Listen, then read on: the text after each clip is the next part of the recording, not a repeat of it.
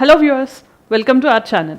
ఈరోజు మనం ఇస్రో ప్రయోగించిన పిఎస్ఎల్వి C62 అనేది ఎందుకు ఫెయిల్ అయింది, మరి లాస్ట్ పిఎస్ఎల్వి మిషన్ కూడా ఫెయిల్ అవ్వడానికి గల రీజన్స్ ఏంటి అంటే ఇస్రోకి పిఎస్ఎల్విని వర్క్ హార్స్ అంటారు. మోస్ట్ రిలయబుల్ లాంచ్ వెహికల్గా కూడా కన్సిడర్ చేస్తాం. ఎందుకని దాని యాక్యురసీ కానీ సక్సెస్ రేట్ కానీ అంతగా ఉంది. మరి అలాంటి పిఎస్ఎల్వి బ్యాక్ టు బ్యాక్ ఎందుకు ఫెయిల్ అవుతుంది, మరి ఇండియా దీని నుంచి ఏం నేర్చుకోవాల్సి ఉంటుంది? ఎస్పెషల్లీ ఇండియన్ స్పేస్ సెక్టర్లో ప్రైవేట్ సెక్టర్ పార్టిసిపేషన్ ఎంకరేజ్ చేయాలనుకుంటున్నాం, ద సేమ్ టైం కమర్షియలైజేషన్ చేయాలనుకుంటున్నప్పుడు ఈ బ్యాక్ టు బ్యాక్ ఫెయిల్యూర్స్ అనేవి ఇండియన్ స్పేస్ ఇండస్ట్రీకి ఎటువంటి సిగ్నల్స్ ఇస్తున్నాయి, ఇవన్నీ కూడా ఈ వీడియోలో డీటెయిల్గా తెలుసుకుందాం. సో ఫస్ట్ ఈ రోజు లాంచ్ గురించి చూస్తే ఇస్రో పిఎస్ఎల్వి C62 అనేది 2026కి సంబంధించిన very first launch for ISRO.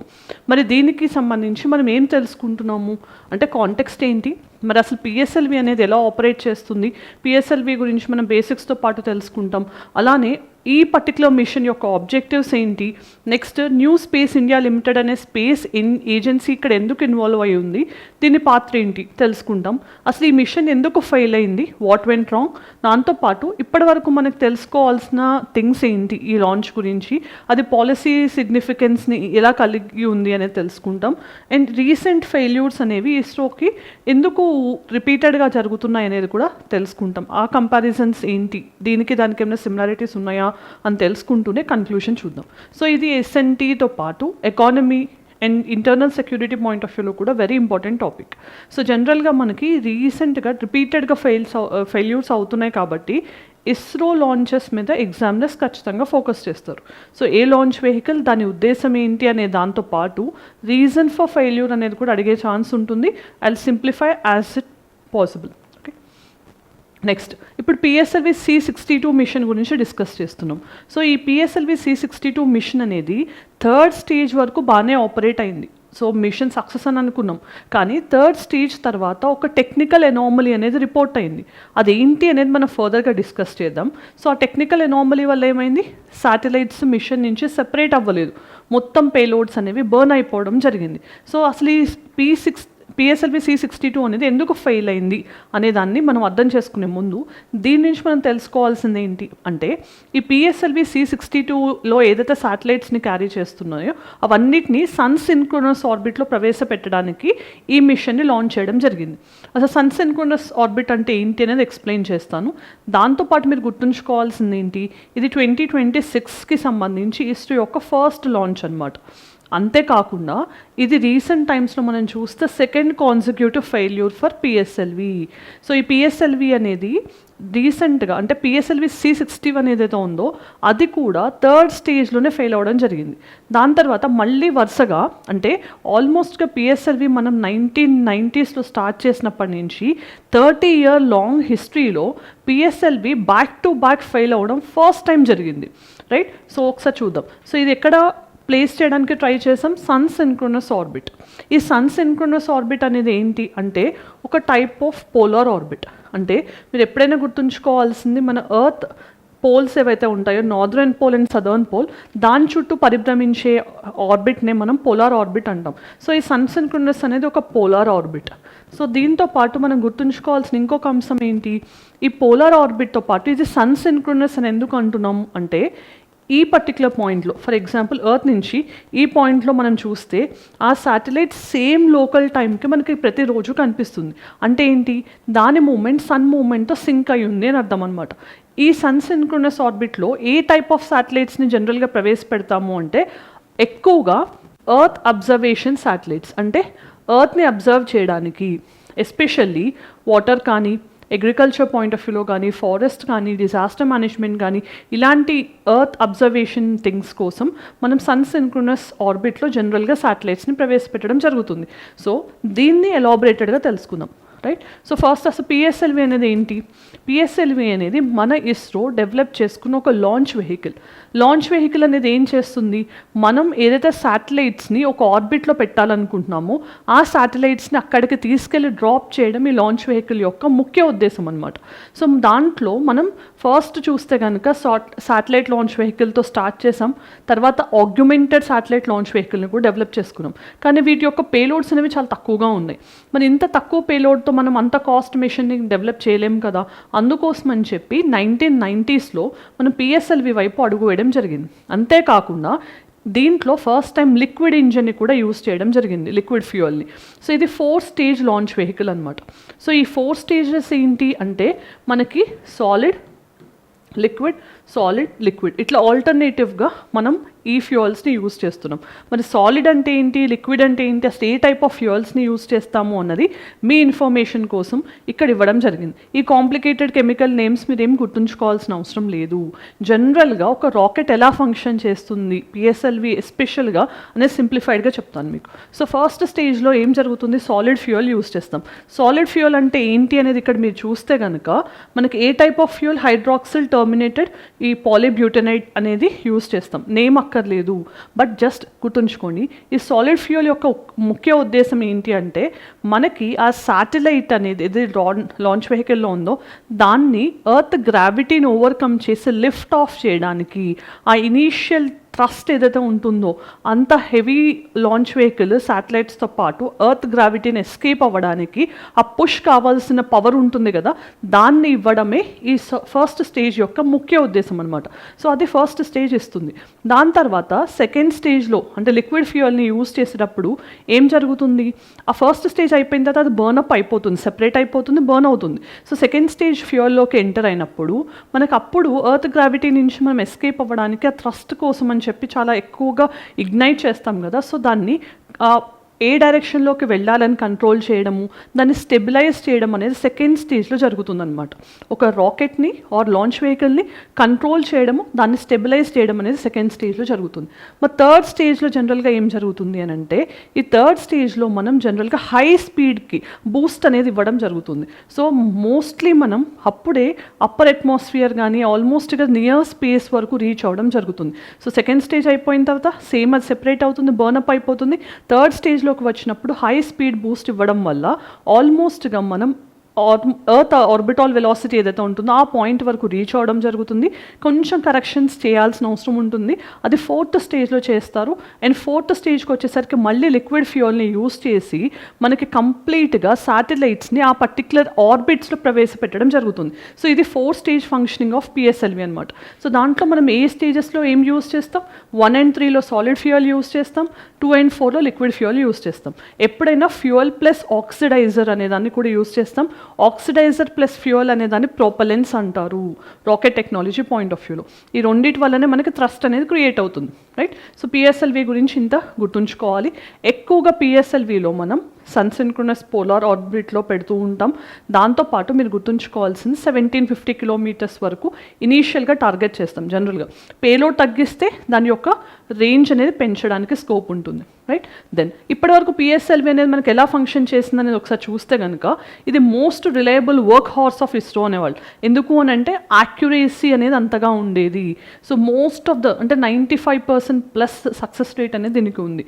అంతేకాకుండా ఫేమస్ మిషన్స్ చంద్రయాన్ 1 2008లో మనం ఏదైతే లాంచ్ చేసామో, తర్వాత మనం రీసెంట్గా మంగళయాన్ అనే దాన్ని కూడా లాంచ్ చేసాం 2013 టైంలో. మంగళయాన్తో పాటు ఆదిత్య 11 లాస్ట్ ఇయర్ ఈ ఆదిత్య 11 లాంచ్ చేయడం, ఇవన్నీ కూడా పిఎస్ఎల్వి ద్వారానే చేయడం జరిగింది. సో ఇంత సక్సెస్ రేట్ ఉన్న పిఎస్ఎల్వి మరి ఇప్పుడు ఎందుకు ఫెయిల్ అవుతోంది అనేది తెలుసుకుందాం. సో అంతేకాకుండా 2017లో ఒక పర్టిక్యులర్ మిషన్ ద్వారా మనం ఒకటేసారి 104 శాటిలైట్స్ని ఆర్బిట్స్లో పెట్టడం జరిగింది. మరి అది ఏ పర్టిక్యులర్ పిఎస్ఎల్వి సిరీస్ ద్వారా సాధించాము అని తెలిస్తే మీ కామెంట్ సెక్షన్లో చెప్పండి, రైట్. ఇప్పుడు ఈ పర్టిక్యులర్ మిషన్ యొక్క ఆబ్జెక్టివ్స్ ఏంటి అనేది మనం డిస్కస్ చేస్తే, ఫస్ట్ మనం డిస్కస్ చేసింది ఏంటి, అసలు ఈ సన్ సింక్రోనస్ ఆర్బిట్లో పెట్టేవన్నీ ఎర్త్ అబ్జర్వేషన్ శాటిలైట్స్ అని. సో మరి ఇక్కడ మనం ఆ ఆర్బిట్లో పెడుతున్నాము అంటే ఇక్కడ యూజ్ చేసే శాటిలైట్ కూడా ఎర్త్ అబ్జర్వేషన్ కోసమే. అందుకోసమని ఈఓఎస్ అనే సిరీస్ వాడతాము. ఈఓఎస్ అంటే ఎర్త్ అబ్జర్వేషన్ శాటిలైట్. దానికి సిరీస్ నేమ్ ఏంటి, N1 అన్వేష అని పెట్టాం. అన్వేష అంటే we're trying to find out something అని. సో ఇక్కడ ఇది అబ్జర్వేషన్ శాటిలైట్.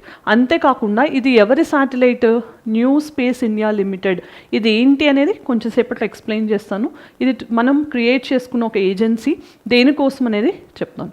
సో దీంట్లో మనం ఈ ఈఓఎస్ N1 అనే దాంతోపాటు 14 అదర్ ప్యాసింజర్ శాటిలైట్స్ని కూడా ప్రవేశపెట్టడానికి లాంచ్ చేయడం జరిగింది. సో ఈ 14లో కొన్ని ఫారిన్ కంపెనీవి కూడా ఉన్నాయి, రైట్. సో ఇక్కడ దాంతోపాటు మనం ఈ 14 అనే వాటిని సన్ సింక్రోనస్ ఆర్బిట్లో పెట్టాలి అనుకున్నాం. అండ్ ఇంకొక క్యాప్స్యూల్ అనేది ఉంది. ఈ క్యాప్స్యూల్ ఏంటి అంటే KID క్యాప్స్యూల్, ఓకే. సో దీన్ని స్పెయిన్ కంట్రీ తన రీఎంట్రీ టెక్నాలజీని టెస్ట్ చేయడానికి అంటూ తీసుకోవడం జరిగింది. అంటే రీఎంట్రీ అంటే మనకు తెలిసిందే, మనం లాంచ్ చేసిన తర్వాత ప్రతి లాంచ్ స్టేజ్ తర్వాత ఆ రాకెట్ యొక్క పార్ట్స్ అనేవి సెపరేట్ అయిపోయి బర్నప్ అయిపోతాయి, శాటిలైట్స్ని ఆర్బిట్లో ప్రవేశపెట్టేస్తాయి. కానీ మనం ఇలా చేయడం వల్ల కాస్ట్ పెరుగుతుందనే ఉద్దేశంతో ఏం చేస్తున్నాం, ఈ పర్టికులర్ స్టేజెస్ని మళ్ళీ రీఎంట్రీ అయ్యే విధంగా టెక్నాలజీని డెవలప్ చేస్తున్నాం. సో స్పెయిన్ డెమాన్స్ట్రేట్ చేసుకోవడానికి వాళ్ళు ఈ క్యాప్స్యూల్ని మన PSLV C62 ద్వారా సెండ్ చేయడం జరిగింది. సో ఇది ఇప్పుడు ఫెయిల్ అయింది, రైట్. సో ఇనీషియల్గా దీని ఆబ్జెక్టివ్స్ ఏంటి అని చూస్తే కనుక అగ్రికల్చర్ మానిటర్ చేయడానికి, అర్బన్ ప్లానింగ్ అనేది ఎలా ఉంది అని తెలుసుకోవడానికి, ఎన్విరాన్మెంటల్ సర్వైలెన్స్, దాంతోపాటు strategic applications defence point of వ్యూలో వీటన్నిటి కోసం అని చెప్పి దీన్ని డెవలప్ చేశారు, రైట్. సో ఒకసారి ఇప్పుడు మనం తెలుసుకోవాల్సింది ఈ శాటిలైట్స్లో ఏ కంట్రీస్వి ఉన్నాయని చూద్దాం. So Thailand, UK, France, Brazil, Nepal countries యొక్క శాటిలైట్స్ ఉన్నాయి. 15 ప్యాసింజర్ శాటిలైట్స్లో ఇవి ఉన్నాయి. వాటితో పాటు ప్రైవేట్ స్పేస్ ఏజెన్సీస్, ఇండియాకి సంబంధించిన ధృవ కానీ ఆర్బిట్ ఎయిడ్ అనే వాళ్ళు కూడా వాళ్ళ శాటిలైట్స్ని పంపించారు ఈ మిషన్ ద్వారా. అంతేకాకుండా KID అంటే చూసాం మనం ఆల్రెడీ స్పెయిన్కి సంబంధించింది. కెస్ట్రల్ ఇనీషియల్ డెమాన్స్ట్రేటర్ అనేది స్పెయిన్ యొక్క రీఎంట్రీ టెక్నాలజీని డెమాన్స్ట్రేట్ చేయడానికి లాంచ్ చేసిన మిషన్ అనమాట. సో ఇప్పుడు మనం న్యూ స్పేస్ ఇండియా లిమిటెడ్ అనేది ఈ కమర్షియల్ శాటిలైట్ని డెవలప్ చేసింది అనుకున్నాం కదా. అసలు న్యూ స్పేస్ ఇండియా లిమిటెడ్ అంటే ఏంటి? సో ఇది ఒక కమర్షియల్ ఆర్మ్ ఆఫ్ ఇస్రో. ఎందుకని? ఆల్రెడీ ఆంథ్రిక్స్ అనేది కమర్షియల్ ఆర్మ్ ఆఫ్ ఇస్రోగా ఉంది. దాని తర్వాత సెకండ్ కమర్షియల్ ఆర్మ్ ఆఫ్ ఇస్రోగా దీన్ని ఎస్టాబ్లిష్ చేసుకోవడం జరిగింది. అంటే ఏంటి దీని ఉద్దేశం అంటే మనకి ప్రైవేట్ పార్టిసిపేషన్ పెంచడం, దాంతోపాటు ఇస్రో యొక్క కొన్ని యాక్టివిటీస్ని కమర్షియలైజ్ చేయడం అనేది మెయిన్గా ఈ ఏజెన్సీ చూసుకుంటుందన్నమాట. సో దీన్ని మనం ఎప్పుడు క్రియేట్ చేసాం? 2019లో కంపెనీస్ యాక్ట్ ద్వారా మనం దీన్ని క్రియేట్ చేసుకున్నాం. ఇది కంప్లీట్గా 100% government of India owned company ఇది గుర్తుంచుకోవాలి. సో దీన్ని ఎక్కడ క్రియేట్ చేసాం? Administrative control of department of space కింద క్రియేట్ చేయడం జరిగింది. సో దీని యొక్క మెయిన్ థింగ్స్ ఏంటి? ఇండియన్ ఇండస్ట్రీస్ని స్పేస్ యాక్టివిటీస్ వైపు ఎంకరేజ్ చేయడము, కమర్షియలైజేషన్ ఎంకరేజ్ చేయడంతో పాటు ట్రాన్స్ఫర్ ఆఫ్ టెక్నాలజీ వీటిని ఎంకరేజ్ చేయడం అనేది మెయిన్గా న్యూ స్పేస్ ఇండియా లిమిటెడ్ అనేది చేస్తుంది, రైట్. సో ఇది second commercial arm of ISRO. First one అనేది ఆంథ్రిక్స్, గుర్తుంచుకోండి. అసలు ఇప్పుడు ఇక్కడ ఏం మిస్టేక్ అయింది అనేది మిషన్లో తెలుసుకుందాం. సో ఫస్ట్ మనం డిస్కస్ చేసినట్టు 4 స్టేజెస్ ఆఫ్ PSLVలో ఫస్ట్ సెకండ్ స్టేజ్ బాగానే ఫంక్షన్ అయింది. లిఫ్ట్ ఆఫ్లో ఎటువంటి ఇష్యూ రాలేదు, ఇది గుర్తుంచుకోవాలి. థర్డ్ స్టేజ్ ఆఫ్ PSLVలో మనం డిస్కస్ చేసినట్టు ఏం జరుగుతుంది? హై స్పీడ్ బూస్ట్ ఇవ్వడం జరుగుతుంది.